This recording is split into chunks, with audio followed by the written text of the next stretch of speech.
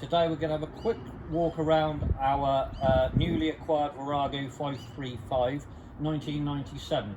We've got it's a bit of a project really. The cameraman's going to be riding this one. He likes them, so we purchased this basically for him and have a play with. Everything seems to be okay. The brake's not seized at the moment. She does run, but she's spitting a bit. The balance box on this side has got a hole on it somewhere underneath, so we'll be taking that all off. Hopefully we can repair it with a weld or two. Don't want to go purchase a new one of those.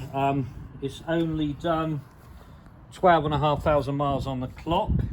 Tank's in good condition. Apparently this is a genuine Yamaha colour. I've never seen one this colour before. There's a little bit of rust on the rear mudguard. There's also a little bit of rust on the front mudguard, which we don't know if we'll attend to. It all depends what the cameraman's spraying's like. We're gonna do the engine casings, both sides, because they're looking a little bit worn. I think they're polished up reasonably well. The rest of the bike is not that bad. A little bit of rust on the rear shocks, on this side of the swinging arm, and on this side as well, where the drive shaft goes through.